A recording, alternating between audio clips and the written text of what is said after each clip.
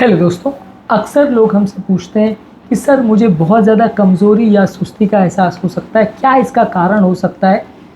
हमारे लिए भी अक्सर ये काफ़ी इम्पोर्टेंट डिफ़िकल्ट डिसीजन होता है क्योंकि काफ़ी पेशेंट्स हमारे पास आते हैं, कोई सामने बीमारी नहीं दिखाई देती है लेकिन उनको बहुत ज़्यादा कमज़ोरी या वीकनेस होती है, कुछ भी काम करने में उन्हें प्रॉब्लम होती है। तो इस तरह के पेशेंट्स में यदि हमारे पास एक लिस्ट हो उन कारणों की जिससे व्यक्ति को बहुत ज़्यादा सुस्ती हो सकती है, तो हम खुद ही ढूँढ सकते हैं कि इनमें से कौन-कौन सी प्रॉब्लम्स की वजह से हमें कमज़ोरी या सुस्ती हो सकती है।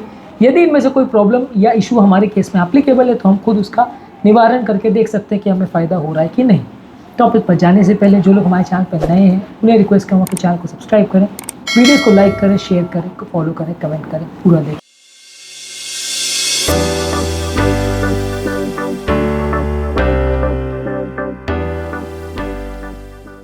आज का टॉपिक है एक्सेसिव फटीग या बहुत ज़्यादा कमज़ोरी के कारणों पर। सबसे पहले तो यदि किसी को बहुत ज़्यादा कमज़ोरी हो रही है तो लाइफस्टाइल रिलेटेड क्या इश्यूज़ हो सकते हैं। अगर नींद पूरी ना हो तो अगले पूरे दिन आपको फटीग या कमज़ोरी का एहसास होगा। यदि आप डाइट प्रॉपर नहीं लें, जिसमें खाना प्रॉपर नहीं हो रहा है, न्यूट्रिशन प्रॉपर नहीं हो रहा है, पानी प्रॉपर नहीं मिल रहा है, तो इससे बॉडी को लो एनर्जी लेवल्स लग सकता है। इसलिए न्यूट्रिशन प्रॉपर होना ज़रूरी है। अगर बैठे बैठे का जीवन व्यतीत करते हैं और अगर मसल एक्टिविटी बहुत ज़्यादा नहीं करते हैं तो इससे मसल की एक्टिविटी या ताकत कम हो सकती है, मसल वीकनेस हो सकती है और फटीग का एहसास हो सकता है। बहुत ज़्यादा यदि मानसिक तनाव हो तो मेंटल स्ट्रेस की वजह से भी आपकी बॉडी की एनर्जी लेवल्स डिप्लीट हो जाती है, जिससे बहुत ज़्यादा कमज़ोरी का एहसास हो सकता है। इसके अलावा कुछ मेडिकल बीमारियां ऐसी है जिससे आपको कमज़ोरी हो सकती है। अनेमिया यानी खून की कमी हो, यानी कि अगर इनसफिशिएंट हीमोग्लोबिन है तो हार्ट को या बॉडी को एक्स्ट्रा काम करना पड़ता है ब्लड को पंप करने के लिए। इस तरह के पेशेंट को ज़्यादा कमज़ोरी हो सकती है। थायराइड की अगर प्रॉब्लम हो और खासकर हाइपोथायरॉयडिज्म हो या थायराइड बॉडी में कम हो तो ये बॉडी का बहुत इंपॉर्टेंट मेटाबॉलिक हार्मोन होता है, जिसकी कमी से आपको बॉडी को बहुत ज़्यादा वीकनेस का एहसास हो सकता है।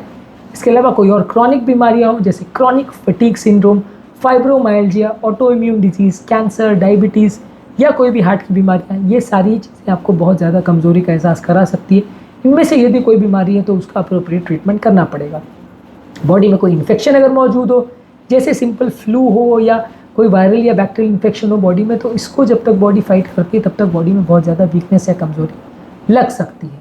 इसके अलावा यदि किसी को कोई स्लीप डिसऑर्डर हो जिसकी वजह से वो लंबे समय तक प्रॉपरली नहीं सो पाता हो, रेस्टलेस लेग सिंड्रोम हो, स्लीप एपनिया हो या इस तरह के कोई और प्रॉब्लम्स हो जिसमें नींद कॉम्प्रोमाइज़ होती है, इंसोम्निया ऐसे बोलते हैं, इस तरह के प्रॉब्लम्स में भी आपकी बहुत ज़्यादा कमज़ोरी का एहसास आपको हो सकता है। मेंटल हेल्थ किसी को प्रॉब्लम्स हो या अगर ब्रेन में किसी को कोई प्रॉब्लम हो, एंग्जाइटी का प्रॉब्लम हो, डिप्रेशन का प्रॉब्लम हो या साइकेट्रिक कोई भी और प्रॉब्लम हो, तो इसमें भी आपको साइकोलॉजिकल प्रॉब्लम्स होने का चांस होता है और इसमें भी आपको बहुत ज़्यादा कमज़ोरी और वीकनेस होने का आभास हो सकता है। तो साइकेट्रिक प्रॉब्लम्स में भी ऐसा हो सकता है।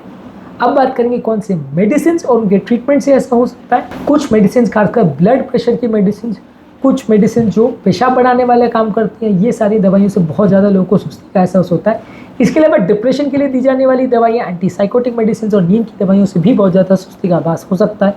यदि इस तरह की आपको कोई दवाई चल रही है तो उसे डिस्कस करना ज़रूरी हो तो चालू रखिए, नहीं ज़रूरी हो तो बंद भी कर सकते हैं। इसके अलावा यदि आपको कीमोथेरेपी या रेडिएशन थेरेपी कुछ चल रही है तो इस तरह के पेशेंट में भी बहुत ज़्यादा कमज़ोरी का एहसास हो सकता है। इस तरह की मेडिसिन को भी ज़्यादातर अगर पॉसिबल है तो उसकी डोजेस को एडजस्ट करना पड़ता है। ऑब्वियसली कैंसर वाले पेशेंट में तो इसको बंद कर पाना पूरी तरह संभव नहीं होता, लेकिन अगर इससे ज़्यादा बहुत ज़्यादा सुस्ती हो रही है तो डॉक्टर से डिस्कस कर सकते हैं। इसके अलावा प्रेगनेंसी में लोगों को इस तरह का आभास होता है। प्रेगनेंसी में बॉडी के जो हार्मोनल सर्जेस होते हैं उसकी वजह से फर्स्ट और थर्ड ट्राइमेस्टर में औरतों को बहुत ज़्यादा कमज़ोरी का एहसास हो सकता है। हार्मोनल चेंजेस मेनोपॉज में भी जब आते हैं, यानी मासिक आना जब बंद हो जाता है, उस टाइम पे भी औरतों को स्लीप डिस्टर्बेंसेस और बहुत ज़्यादा कमज़ोरी का एहसास हो सकता है। तो हार्मोनल चेंजेस के टाइम पे भी लोगों को कमज़ोरी होती है। कुछ एनवायरमेंटल फैक्टर्स की वजह से भी ऐसा हो सकता है, जैसे कि अगर एनवायरनमेंट में बहुत ज़्यादा पोल्यूशन हो, बहुत ज़्यादा टॉक्सिन्स हो तो बहुत ज़्यादा कमज़ोरी का एहसास हो सकता है। बहुत ज़्यादा टेम्परेचर हो और वेदर कंडीशंस अगर अच्छी नहीं हो तो भी आपको बहुत ज़्यादा कमज़ोरी का एहसास हो सकता है।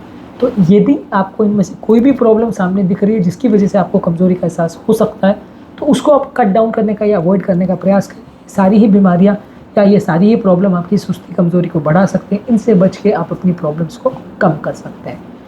इसके अलावा हमने एक सेपरेट वीडियो में बात किया है कि कौन कौन से फूड प्रोडक्ट्स आपके लिए अच्छे हैं, कौन कौन से फूड प्रोडक्ट्स आपके लिए बुरे हैं। यदि आपको कमज़ोरी और सुस्ती का एहसास होता है, उन वीडियोज़ को भी ज़रूर चेकआउट करें।